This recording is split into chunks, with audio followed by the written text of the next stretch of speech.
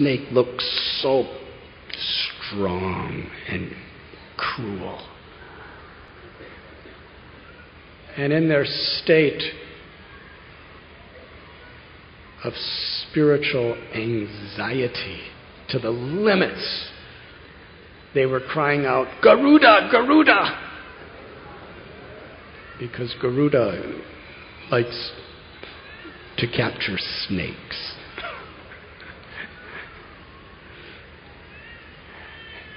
And when the snake saw all the anxiety of the people, he just straightened himself out and slithered away.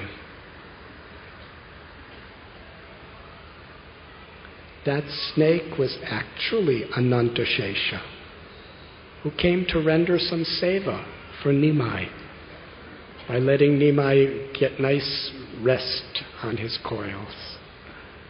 But nobody else could recognize that. And as soon as the serpent slithered away, immediately Nimai's relatives ran over and picked up Nimai and started embracing him and thanking Lord Krishna for saving him. And then they put him down. And what did Nimai do? He went crawling as fast as he could back to catch the snake. And they caught him. And it is described by Srila Vrindavan Das Thakur, anyone who hears this story with faith will be forever delivered from the serpent of birth and death. How they were chanting Krishna's names when they were seeing Nimai in this condition. Why does Nimai do this to his devotees? Why does he put himself in such conditions? For one reason: to increase their love. And it does increase their love. Even limitless love can be increased by the grace of Sri Krishna.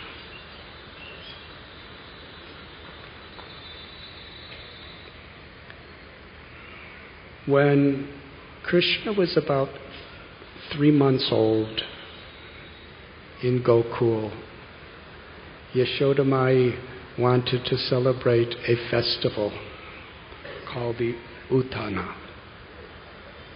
It's the festival where a baby child just begins to slant its body and crawl. Now, in the Vedic civilization, these are samskaras where they have really nice festivals for blessings. In a spiritual sense, when we celebrate these different types of stages of a child's life, it's for the purpose of bringing blessings to that child. So there was a glorious festival in Vrindavan because Krishna's slanting his body. This is so wonderful. And there was Brahmins chanting, and there was bands playing, and everyone was dancing, and Yashoda Maya and Nanda Maharaj was giving so many beautiful gifts to everyone and offering prayers. And because Yashoda Mai, to get all blessings for Krishna, she was serving everyone so nicely, and Krishna seemed really tired. So she put a nice, beautiful little soft bed and placed Krishna under a cart so she could tend to all the guests. But what she didn't know is there was an asura, a very evil, demoniac personality who was actually in a ghostly body. He didn't have his own physical form. He had more of an ethereal form. But he could enter into forms and manipulate them. So this was a hand cart that was there in their family for a long time. But Shakatasura entered into that form. And his purpose was to kill Krishna. And in killing Krishna, he would kill the hearts of all the Brijabasis, and everyone would be unable to live. So he was just about to crush Krishna to death. And Krishna's just laying there. And he knows everything. But he looks like he doesn't know anything. And by his own Yogamaya potency, he's hungry for Yashodamai's milk. And Yashodamai's busy taking care of guests. So little Gopal cries for his mother's milk. But she doesn't hear him. So he cries louder. And then with his tiny little soft, gentle lotus foot, he kicked the wheel of the cart. Because the cart's huge. It's way above him. But he kicked the wheel. And just by touching the wheel with his foot,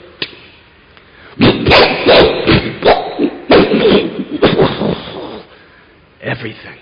There were all these brass pots and vessels. They all came tumbling down. The entire cart was cracked. The wheel was dislocated from its axle. It fell to the ground, and it made an enormous sound.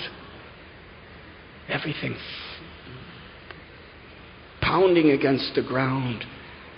And when it disturbed the entire celebration.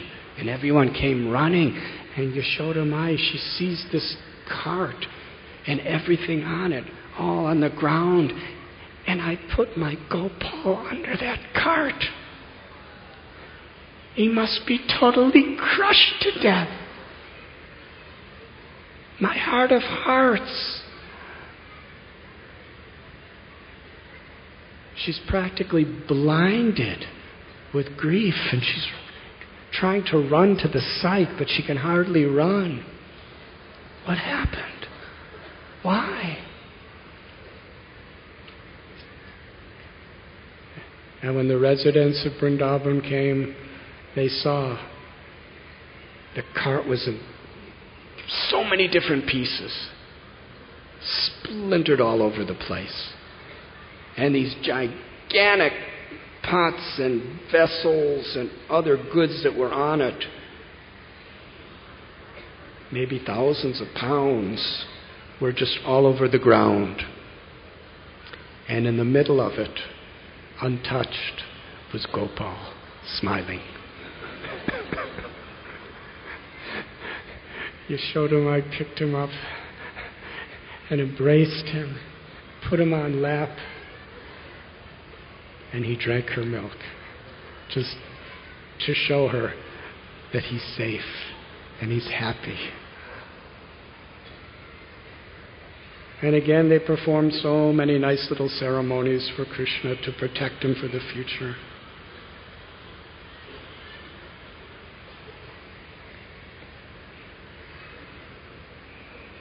When Nimai was a little boy, he didn't kill demons, but he awakened the same type of loving sentiments in his devotees. When Krishna was a little child in his Bal Lila, from his birth till 5 years old, the predominant relationships he was exchanging was Vatsalya Ras, especially with Nanda and Yashoda. When he was in his Poganda Lila, from 5 to 10, or 6 to 10, the primary exchanges were Sakya Ras, with Balaram and his friends Subal and Sridama, and Stoka Krishna, and Arjun, and Ujjvala.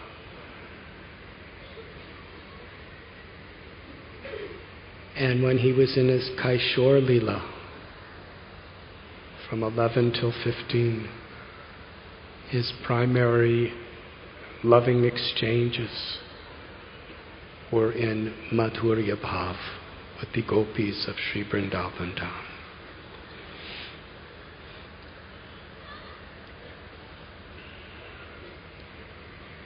So little Nimai, he was just a little child. And Satya Mata celebrated the exact festival. It's written there in Sri Chaitanya Bhagavat. Little Nimai just slanted his body and was just beginning to crawl. And it was called the Balasya Utan. Same. So Satya Mata wanted all auspiciousness. So she went to the Ganges, Mother Ganga, and she performed so many pujas and sevas for Mother Ganga, offering flowers and offering lamps and offering prayers, just to bless little Nimai, because he's just about to start crawling. And she brought with her many of her relatives and friends, and they were all performing the pujas and celebrating this glorious event. And as Satya Mata was returning back to her home, she gave wonderful gifts to all the ladies who celebrated with her. And she requested all of them, please, from your heart, bless my Nimai. And these were true blessings. From their hearts, with love, with affection, with compassion. They showered their blessings on little Nimai.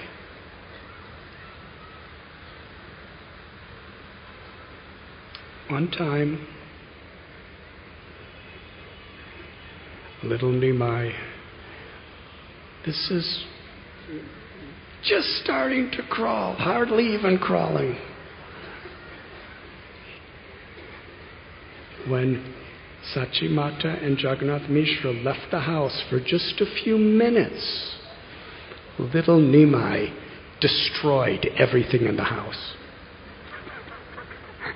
He took all the vessels of yogurt and milk and ghee and just threw them on all the walls. He broke all the pots. He took all the rice and the dal and the wheat and just threw it everywhere and when Nanda and Jagannath Mishra and Sachi Devi came in the house, they couldn't believe. Everything was destroyed. Everything was everywhere. Who could have done it? Our little Nimai can't even stand up yet. What has happened?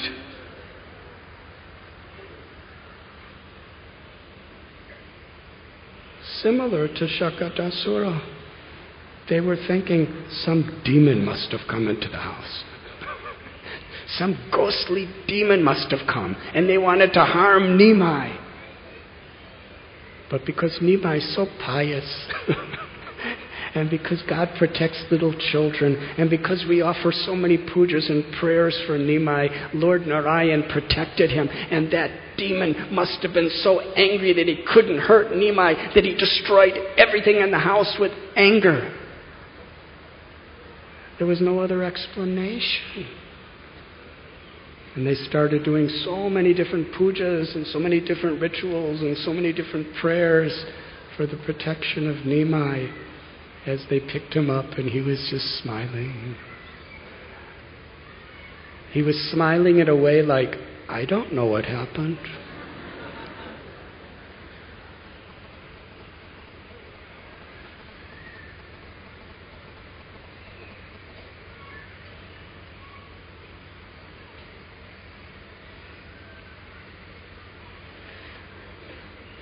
Once, when Krishna was just starting to walk, Nanda Maharaj said, please bring my shoes. and he had wooden shoes. And little Gopal put the wooden shoes on his head and brought it to Nanda Maharaj. There's wonderful paintings of this pastime. How Krishna is so eager to serve his devotees. Krishna's taking the shoes of his devotee and carrying it on his head with great effort. And in a similar way, when Nimai just started to walk, Jagannath Mishra said, Nimai, bring my book. So Nimai went running, and it was a big book, because they're scriptures. And as he went to get the book, Jagannath Mishra and Sachi Devi,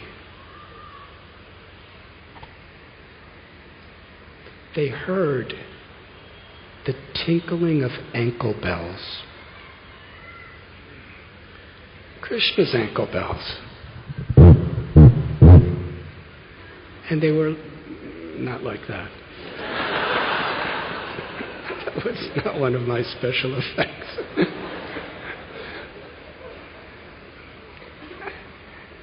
They never put ankle bells on Nimai. Where is the sound coming from? So they were astounded. And the ankle bells are tinkling. And they're tinkling, and they're tinkling, and they're so sweet. These ankle bell sounds are melting Sachi and Jagannath's heart. They're thinking, where is it coming from? And little Nimai comes running up and gives his book to his father. And then smiles and goes to play with his friends. And Jagannath Mishra and Sachi Devi are looking at each other. Where were those ankle bell sounds coming from? He doesn't have ankle bells.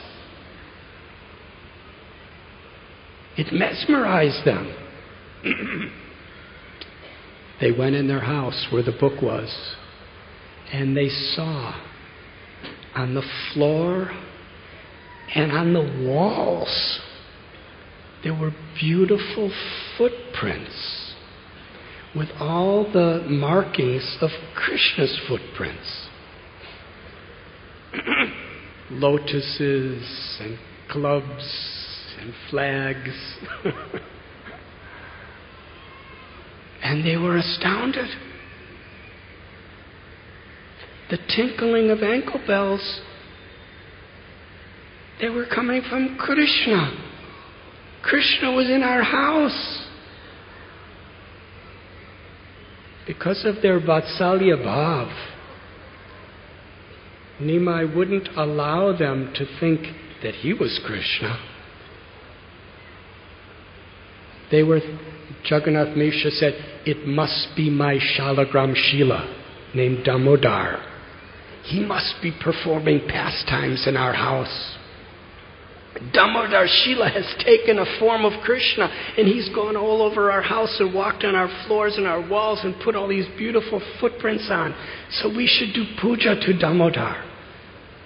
So Satya Mata made a beautiful feast, and Jagannath Mishra performed so many beautiful ceremonies of worship, and they were celebrating, so happy that Damodar, our Shila, is having pastimes in our house. And little Nimai is just watching and smiling.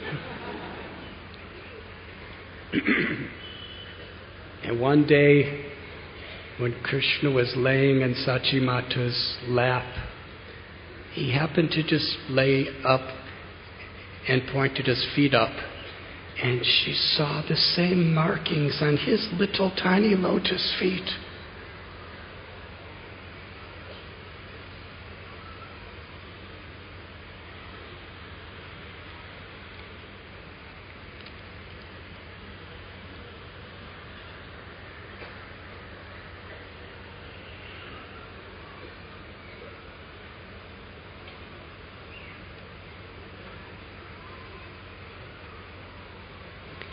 When Nimai was a baby, he would cry.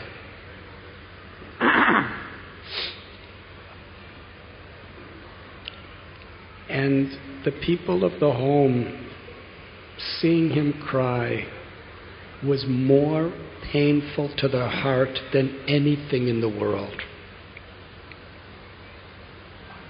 More painful than atomic nuclear bombs dropping on their heads, or earthquakes, or economic collapses, was to see Nimai cry. That means he wasn't happy. That means there was some pain. They would do anything for him. The same experience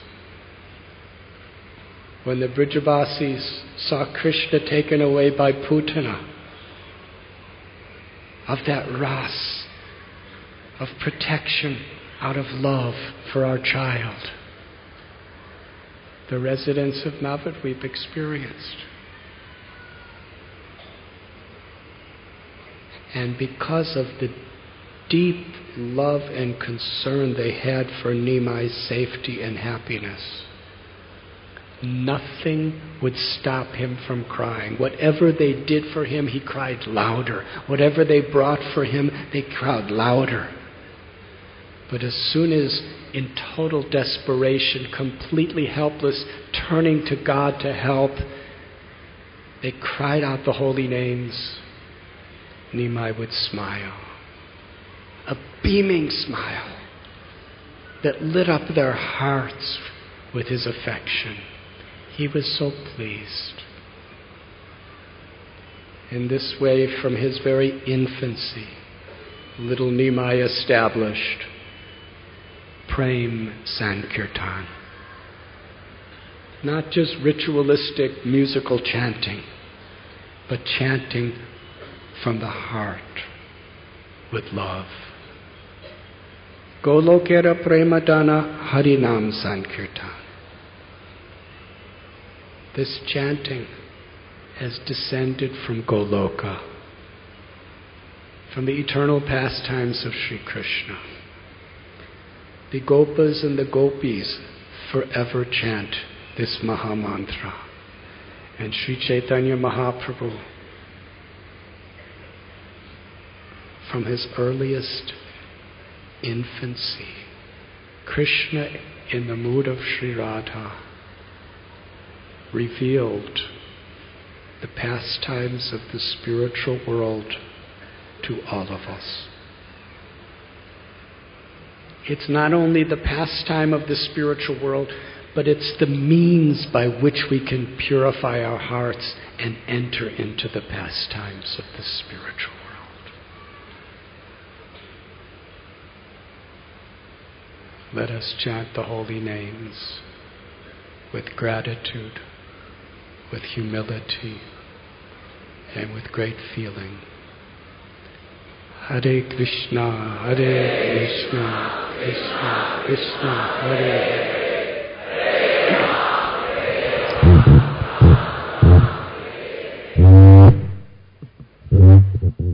Much louder, please.